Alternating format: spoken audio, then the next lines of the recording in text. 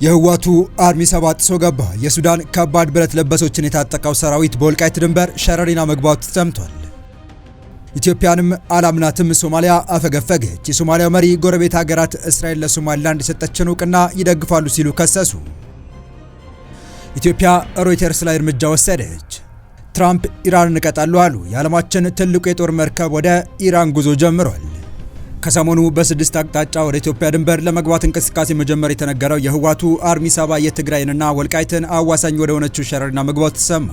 የታጣቂ ቡድኑ ሸረሪና መግባት የተሰማው ሻቢያ ሁለት ክፍለ ጦሮቿ ወደ ሱዳን ልካ ከአርሚ 7 ጋር ማጣመሯ በተሰማ ቀናት ልዩነት ሲሆን ሰራዊቱ ብዛት ያለው ብረት ለበስና ታንኮችን መታጠቁም ተነግሯል። በዝርዝር እንመለስበታለን። በሌላ በኩል ደግሞ በሶማሊላንድ ጉዳይ ከኢትዮጵያ ጋር ውጥረት ውስጥ ገብታ የነበረችውና ከሰሞኑ የኢትዮጵያ ወዳጅ መሆኗን ስትገልጽ የነበረችው ሶማሊያ በድጋሚ አፈገፈገች ያስባለ መረጃ አሰምታለች። ግብጽና ሳውዲ አረቢያ ሰንብተው የተመለሱት ፕሬዝዳንት ሐሰን ሼክ መሐመድ አሁንም ጎረቤቶቻችንን አናምንም ሲሉ ተደምጠዋል። ዝርዝሩን ይዘነዋል። ከሰሞኑ በቤንሻንጉል ጉሙዝ ክልል የሱዳን አዋጊ ኃይል የሚሰለጥንበትን ማሰልጠኛ ከፍታ ጦርነት እያገዘች ነው የሚል አነጋጋሪ ዘገባ ባወጣው ሮይተርስ ጋዜጣ ላይ ኢትዮጵያ ያልተጠበቀ እርምጃ ወስዳለች። እርምጃው ምንድነው የሚለውን ጨምሮ ለሳቱ መደመጥ ያለባቸው መረጃዎችን ይዘን ተገኝተናል። ሰላም ውድ የሁሉ ዴይሊ ቤተሰቦች እንደምናላችሁ። ቻናሉን ሰብስክራይብ፣ ላይክ፣ ሼር ያደረጋችሁ እስከ መረጃዎቻችን ፍጻሜ አብራችሁን ቆዩ።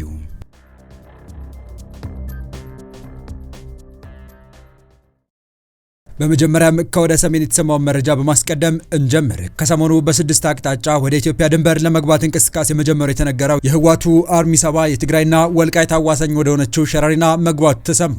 የታጣቂ ቡድኑ ሸረሪና መግባት የተሰማው ሻቢያ ሁለት ክፍለ ጦሮቿን ወደ ሱዳን ልካ ከአርሚ 7 ጋር ማጣመሯ በተሰማ ቀናት ልዩነት ሲሆን ሰራዊቱ ብዛት ያለው ብረት ለበስና ታንኮችን መታጠቁ ተነግሯል።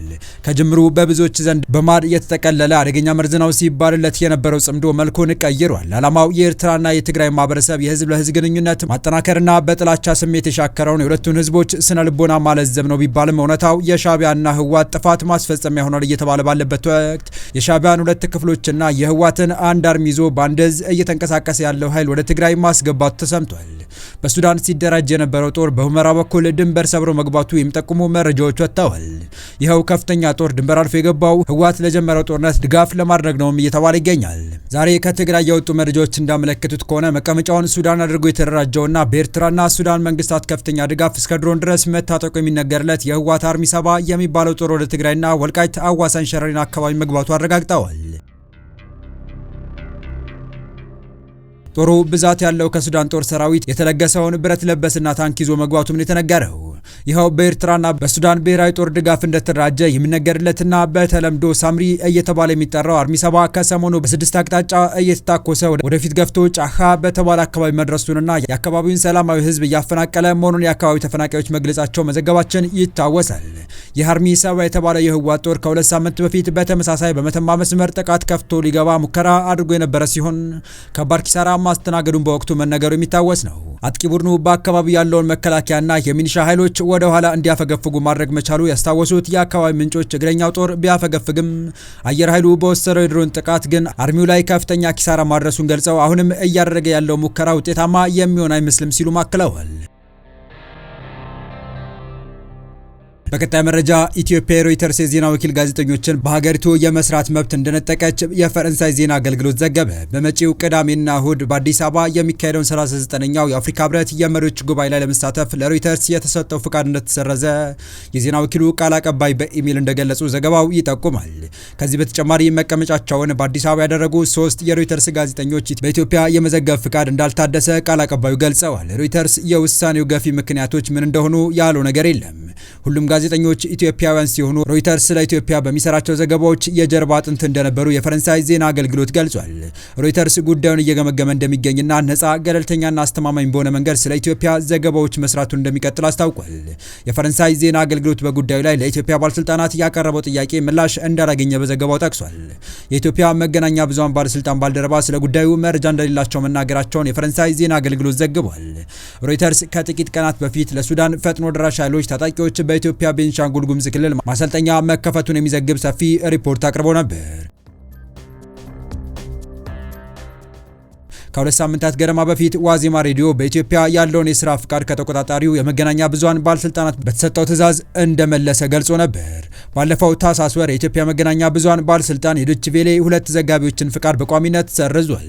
የቢቢሲ ዘጋቢዎች ፍቃድ እንዳልታደሰ የፈረንሳይ ዜና አገልግሎት ዘግቧል። ኢትዮጵያ በሪፖርተርስ ዊዛውት ቦርደርስ የጎርጎሮሳውያኑ 2025 ዓመታዊ ሪፖርት በፕሬስ ነጻነት ከ180 ሀገራት 148ኛ ደረጃ ላይ ትገኛለች።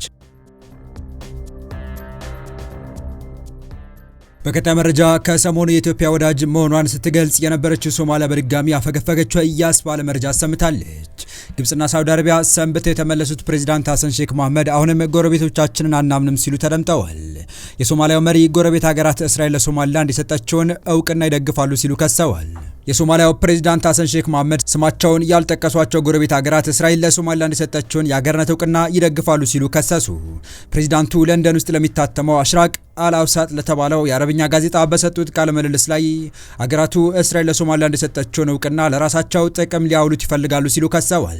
ፕሬዚዳንት ሐሰን ሼክ ለዚህ ክሳቸው የትኛውንም ሀገር በስም ያልጠቀሱ ሲሆን አንዳንድ የቀጠናው ሀገራት ይህንን አጋጣሚ የሶማሊያን አንድነትና የቀጠናውን መረጋጋት ለአደጋ አጋልጠው ጠባብና የአጭር ጊዜ ጥቅማቸውን ለማሳካት ይፈልጋሉ ብለዋል። ለዚህ ክሳቸው የትኛውንም ሀገር በስም መጥቀስ አልፈልግም ያሉት ፕሬዚዳንቱ ነገር ግን ይህንን እውቅና አንዳንዶች ውስን ጥቅም ማግኘት የሚያስችላቸው አድርገው ሊመለከቱት ይችላሉ በማለት ተናግረዋል። እስራኤል ባለፈው ታህሳስ ወር ሶማሊያ የግዛቷ አካል አድርጋ ለምትቆጥራት እና የራሷ ነጻ ሀገርነት ላወጀችው ሶማሊላንድ እውቅና ከሰጠች በኋላ ሶማሊያን በመደገፍ በርካታ ሀገራትና ተቋማት ተቃውሟቸውን ገልጸዋል።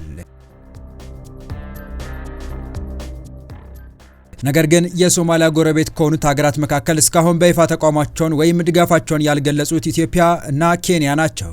ኢትዮጵያ ከሶማሊላንድ ጋር ከ2 ዓመት በፊት ከሶማሊላንድ ጋር ስምምነት ላይ በደረሰችበት ጊዜ ከሶማሊያ ጋር ውዝግብ ውስጥ ገብተው እንደነበር ይታወሳል።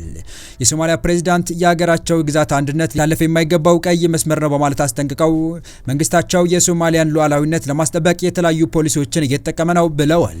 ሶማሊላንድ ከ3 አስርተ ዓመታት በላይ የራሷን መንግስት መስርታ በነጻ ሀገርነት ብትቆይም በቅርቡ የሀገርነት እውቅና ከሰጠቻት እስራኤል ውጪ ከየትኛውም ሀገር እውቅና አላገኘችም።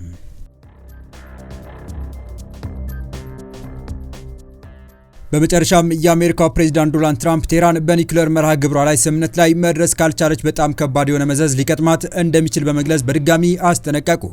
የአሜሪካው ፕሬዝዳንት ዶናልድ ትራምፕ ዩናይትድ ስቴትስ እና ኢራን ከስምምነት ላይ መድረስ አለባቸው ካሉ በኋላ ይህንንም በሚቀጥለው ወር ማድረግ ይቻላል ብለዋል። አክለውም ስምምነት ላይ የማይደረስ ከሆነ ግን ወደ ሁለተኛ ዙር እርምጃ እንደሚገቡና ያም ለኢራን በጣም ከባድ እንደሚሆን ተናግረዋል። ትራምፕ ለመገናኛ ብዙሃን ሲናገሩ ስምምነት የመድረስ አስፈላጊነት ላይ አጽንኦት ሰጥተዋል። ከኢራን ጋር ስምምነት ላይ መድረስ አስፈላጊ ነው። ይህ ካልሆነ ግን ሁኔታው በጣም የከፋ ሊሆን ይችላል። ምንም ስምምነት ላይ መድረስ ካልተቻለ የኢራን ሁኔታ በጣም ከባድና በጣም የከፋ ይሆናል ብለዋል።